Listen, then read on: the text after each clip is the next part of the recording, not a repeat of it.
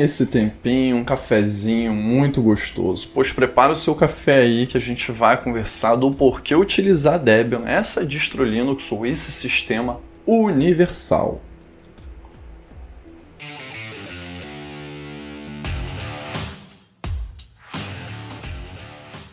Olá, seja bem-vindo, Hacker aqui. Pois então, por que usar Debian, essa distribuição Linux que é considerada um sistema universal, que está presente em plaquinhas como essa aqui, que é um Milk-Vermars que possui um processador RISC-V, que é uma arquitetura RISC, mas diferente dos processadores ARM, não precisa de uma patente para ser reproduzido, porque é de código aberto. Tem um vídeo dele que vai seguir um card na parte final, que eu falo melhor sobre esse tipo de processador. Então, o Debian roda desde uma plaquinha como essa, até na estação espacial, internacional. Inclusive, ele é conhecido como sistema universal porque ele possui versões, ou já possuiu, com outros kernels além do kernel Linux, como o Debian com o kernel FreeBSD e com o kernel HUD ali do projeto GNU. Acontece que se você já observar o nome Debian, você vai notar que é uma junção de dois nomes. O nome de uma mulher chamada Debra, que era a companheira do Ian Murdoch, que era um desenvolvedor alemão que resolveu criar, digamos que uma distribuição Linux um pouco mais fácil de usar. Foi aí que surgiu a ideia de desenvolver o Debian. Acontece que com o passar dos anos, o Ian Murdoch acabou abandonando o projeto Debian, deixou que o projeto seguisse em frente, Ele criou, desenvolveu, foi o primeiro líder, mas ele passou o bastão e deixou que outros dirigissem o seu barco. E o Debian, o desenvolvimento do Debian continuou, inclusive com muitas empresas e apoiadores ali do projeto, pois o Debian não é uma empresa, o Debian é uma comunidade que desenvolve a versão ou as versões do sistema operacional que chega até a gente a cada 2 anos. E se no Windows você utiliza os formatos .exe para fazer instalação de programas baixados dos sites, sem ser pela loja de aplicativos, e no macOS os .dmg, para o Debian e sistemas derivados dele, você vai procurar por programas em formato .deb, seja ali pelo site do pkg.org, ou seja pelo download do Google Chrome, Vivaldi ou outros navegadores, outros programas ali que estão disponíveis pelo site do próprio programa. E caso você utilize o terminal, você vai utilizar o apt, que é o gerenciador de pacotes, para fazer instalação ou para fazer atualização do sistema, com o apt install, o nome do programa, com o apt upgrade, o update, por aí vai. E o Debian foi anunciado no dia 16 de agosto de 1993, porém sua primeira versão foi lançada no dia 15 de setembro de 1993, foi a versão 0.01. E o Debian atualmente é das distros Linux mais antigas em atividade, talvez sendo superado apenas pelo Slackware. E as versões do Debian trazem o nome dos personagens do filme Toy Story. Bom, e o criador do Debian, o Ian Murdoch, infelizmente não está mais entre nós.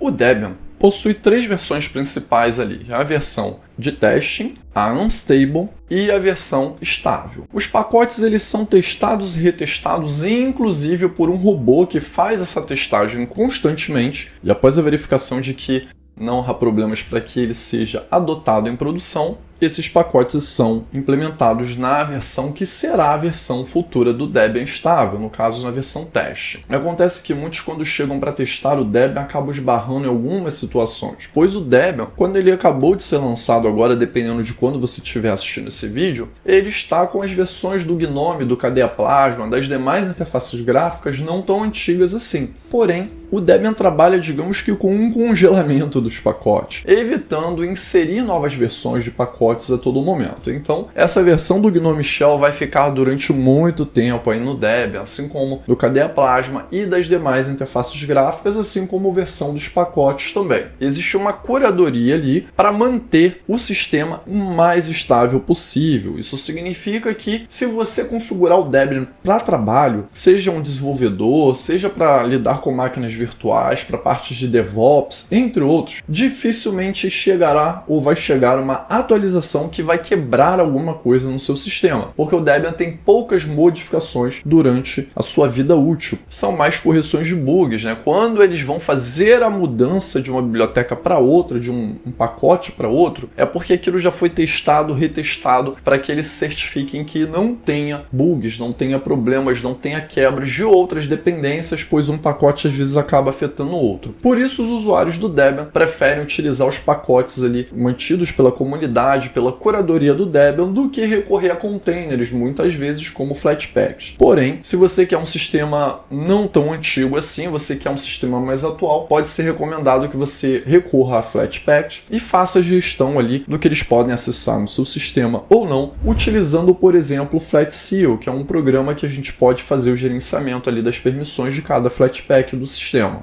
Apesar dessa estabilidade toda e dessa curadoria que é feita ali pelos desenvolvedores do Debian, às vezes acontece de um bug passar muitos anos sem ser corrigido, como foi o caso em 2015, que foi reportado que um plugin de um pacote chamado StarDict estava levando informações da sua área de trabalho sem criptografia para servidores chineses. Acontece que esse plugin era instalado automaticamente quando você fazia a instalação do programa em si. Só que o problema todo se resumia à sessão com Shorg, pois a sessão com Wayland separa mais os processos, então não ocorria esse tipo de problema. Inclusive, se você for abrir o OBS Studio para fazer uma captura de tela ou algum outro programa, você vai notar que a sessão com Wayland pede autorização para que você possa fazer a captura de tela, entre outros. Acontece que esse bug foi reportado no ano de 2015, só foi corrigido no ano de 2025. Então vale a pena sempre dar uma olhada nas notas de lançamento do Debian, na questão dos bugs, para você verificar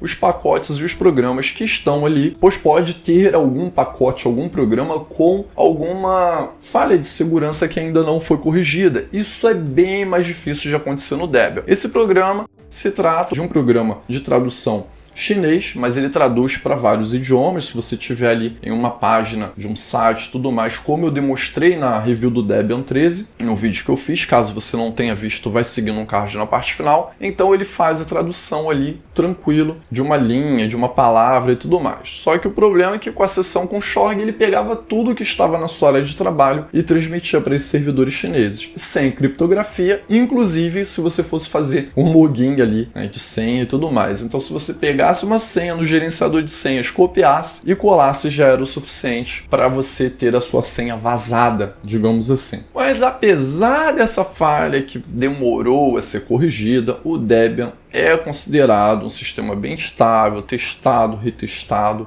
E para quem quer utilizar o Debian como sistema padrão, eu recomendo mais a versão de testing do que a versão estável. Bom, e dessa vez eu adotei o Debian aqui no meu dia a dia num notebook que eu tenho como segundo monitor, porque eu tinha como segundo monitor, digamos que uma TV adaptada, mas ela deu problema. Eu cansei de ficar tentando arrumar ela, então eu adotei um notebook como segundo monitor e eu utilizo um programa para passar mouse e teclado do meu computador principal para lá, para eu poder checar roteiros, olhar algumas coisas que vão complementar meu estudo no dia a dia ou o desenvolvimento de algum trabalho que eu esteja fazendo também. Se você quiser mais detalhes sobre esse programa em questão, que eu faço compartilhamento de teclado e mouse entre o meu computador principal e o meu computador secundário, vai seguir um vídeo aí mais para frente, caso tenha muitos comentários pedindo. Mas voltando aqui, o Debian que eu estou utilizando, no caso nesse notebook, é uma versão testing, uma versão não estável. Apesar dessa estabilidade toda do Debian, caso você queira utilizar o Debian como sua distro padrão, o recomendável é recorrer ao Debian testing, né? Por quê? Você vai ter como se fosse uma distro rolling release ali que vai receber atualizações mais constantes,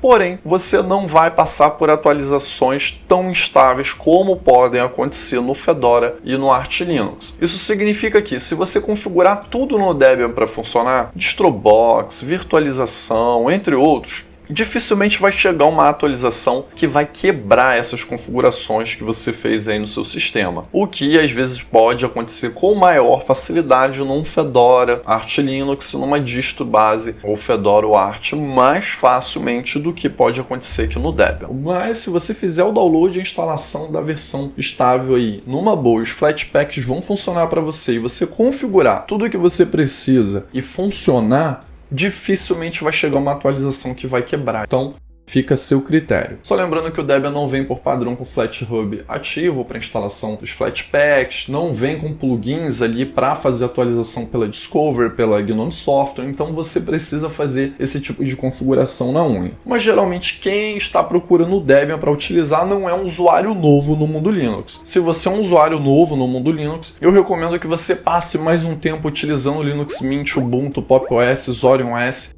entre outros distros, ou um Fedora da vida, antes de recorrer a um Debian. Uma distro Linux que muitos que querem migrar para o Debian fazem a instalação porque acaba sendo um Debian, só que com algumas ferramentas para facilitar a utilização no dia a dia, é o MX Linux. Aí você me pergunta, após esse vídeo, todas as informações que eu passei, Hiker, o Debian é para mim? Eu digo, bom, se você quer um sistema que dificilmente terá uma atualização que vai quebrar, e ele por padrão já funciona no seu hardware, sim, pois eu já tive um notebook Dell 7560 que o Debian 10, Debian 11 não instalavam de jeito nenhum nele, mas se ele tiver compatibilidade com os firmwares e com tudo que é necessário para dar boot na sua máquina e você conseguir configurar tudo que você precisa para trabalhar, com certeza o Debian será uma excelente opção. E caso não tenha conferido a última review do Debian que eu fiz, vai seguir num card agora na parte final, para que você esteja mais por dentro aí do que andou de novo e do que chegou, né, de novidade nessa versão do Debian,